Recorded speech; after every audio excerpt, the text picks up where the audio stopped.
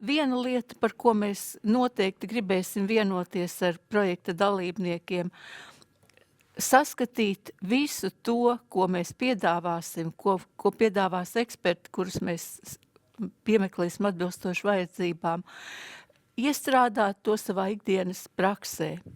Mēs nekādā ziņā negribam, lai šis projekts jums ir kārtējais papildus sloks, kas prasa daudz laiku un kas rada jūsos pārgurumu un pa kuru laiku tad, lai dara savu tiešo darbu.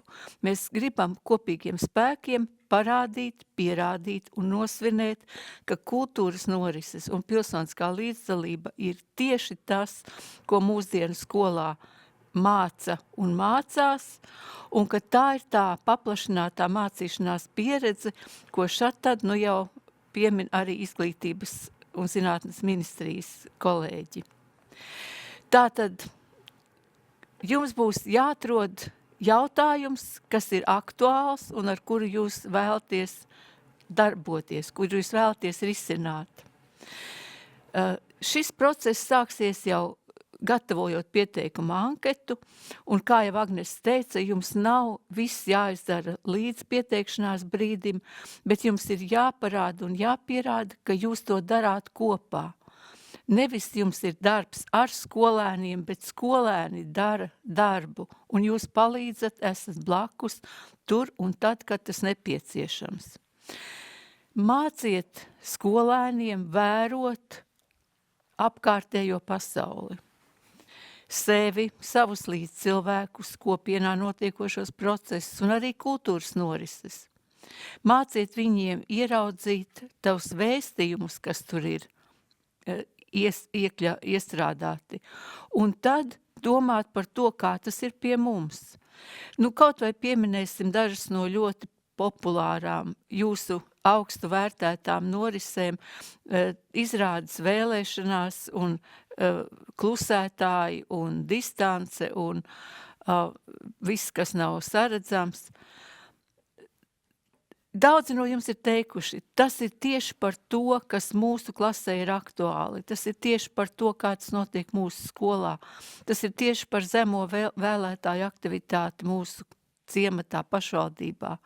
Tad iespējams tas ir kaut kas, ko jūs gribēsiet šķetināt soli pa solim, meklējot idejas, meklējot līdzīgu pieredzi un cenšoties panākt izmaiņas. Mācīsimies domāt par to, ka ir vajadzības un ka ir vēlmes. Un gan vienas, gan otras ir ļoti labas, gan attiecībā uz mūsu personīgo dzīvi, gan attiecībā uz profesionālo un pilsonisko darbību. Tikai jāsaprot, ka vajadzības tomēr ir jāapmierina pirmās. Un vēlmes iespējams būs tās, kas būs rūpīgāk jāplāno, ilgāku laiku jāstrādā, lai tās īstenotu, un tad tās būs pieejamas. Kā jūs domājat, kādēļ tas savādais nosaukums šim slaidam? Tādēļ, ka runājot par problēmām un to risināšanu, nereti mēs rīkojamies līdzīgi kā vecajā jokā par to, kur puisītis domā, ko dāvināt vecmāmiņai dzimšanas dienā. Krāsu zīmuļi man jau ir, flomasteri man arī ir, trīsritenis arī man ir. Tātad es gribu dāvināt kaut ko, kas man vēl nav un ko man gribas. Bet vai tas ir tas, ko gribas un ko vajag vecmāmiņai? Tad, kad jūs stāstīsiet par problēmām, atcerieties, ka jums ir jārunā ar tiem, kuriem jūs gribat palīdzēt. Nekļūstiet augstprātīgi savā dāsnumā un neaizvainojiet tos, kuri varbūt cīnās saviem spēkiem, bet kuriem tiešām ir vajadzīgs atbalsts un palīdzība. Sniegt palīdzību neuzkrītoši, taktiski, cilvēcīgi jau ir tas, kā vislabāk sabiedrība sadarbojas. Jau no paša projekta sākuma mēs gribam atgādināt un nodot ziņu arī skolēniem, ka labie darbi nevienmēr pirmajā acu mirklī tiek uztverti ar ovācijām.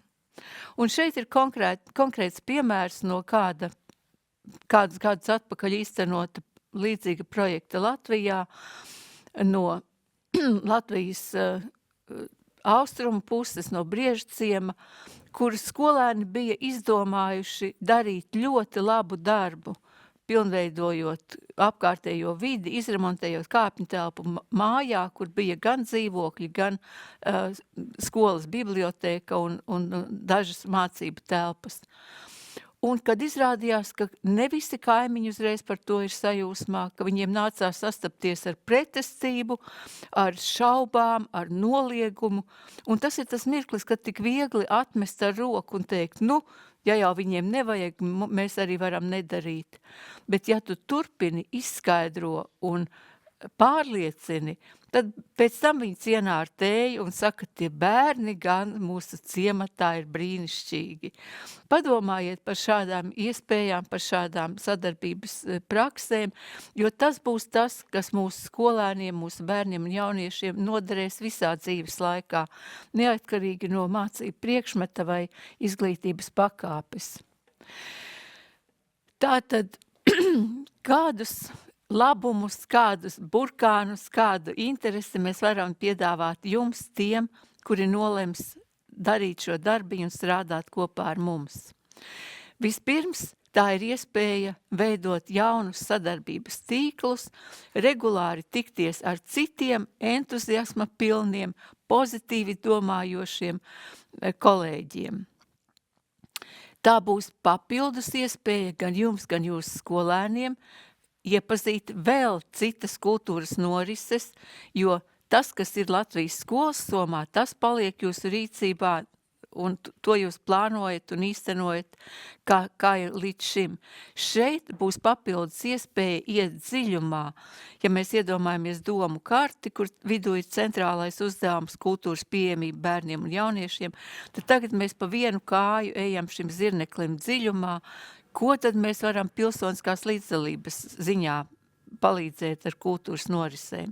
Līdzīgi varētu būt arī iekļaujošas sabiedrības, mentālās veselības vai jebkādā citā jomā.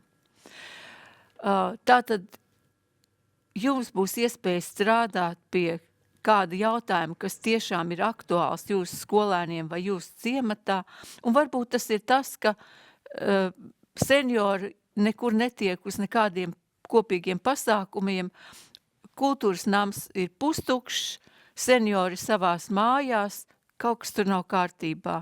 Un varbūt jūs izdomāsiet veidu, kā šīs divas lietas savest kopā un kā panākt, lai valsts līdzekļi, kur ir ielikti šī pasākuma organizēšanā, nepaiet garām tiem, kam tik ļoti gribas kādu sastapt un par dzīvi parunāt. Skolas komandas sadarbosies ne tikai savā starpā, bet arī ar nevalstisko organizāciju, pilsoniskās sabiedrības pārstāvjiem. Veidojiet kartes, kas ir tie aktīvie jūsu novadā, jūsu pagastā, jūsu apkaimē, ar kuriem mēs varam sadarboties, lai risinātu to vai citu jautājumu. Mēs no savas puses apsolam sagādāt jums vislabākos ekspertus, vislabākos padomdevējus, bet tēmas un jautājumi ir lielā mērā atkarīgi no tā, kas jums būs vajadzīgs. Un ar jums, es domāju, ne tikai pedagogus, bet arī skolēnus. Galvenokārt skolēnus. Jūs, pedagogi, esat tas saziņas kanāls, kas varbūt palīdz viņiem nonākt sākotnēji līdz kopīgai diskusijai. Nu, un arī projekta komanda, ar kuru Agnese jau iepazīstināja un kuras kontaktinformācija ir atrodama mūsu mājaslapā, vienmēr priecājas par labām ziņām un arī par jautājumiem. Un ja kādreiz smaga sirds, tad vislabāk to darīt zināmu, jo tad mēs varam kopā izlemt, ko darīt. Kurš darīs un kurš būs ieguvējs? Mēs jums piedāvājam vienu iespēju, kā veidot savu skolu par jūsu apkaimes, jūsu pašvaldības sirsniņu. To magnētu, kurā faktiski jau viss saplūst un no kura var smelties spēkus ik viens kopienas iedzīvotājs. Laikā, kad ir tik aktuāli jautājumi par skolu apvienošanu, slēgšanu, cipariem, cik vajag skolēnu, cik vajag skolotāju, mēģiniet pierādīt, ka skola ir vajadzīga kopienai. Nevis ar lozungiem, bet ar to, ko skola un skolēni var izdarīt priekš savas apkaimes, priekš savas kopienas. Un, ja jūs šo procesu aizsāksiet, tas kļūs pašsaprotams, un jūs būsiet pārsteigti, cik daudz sabiedroto jums visu laiku ir bijis apkārt, par kuriem jūs varbūt pat nenojautāt.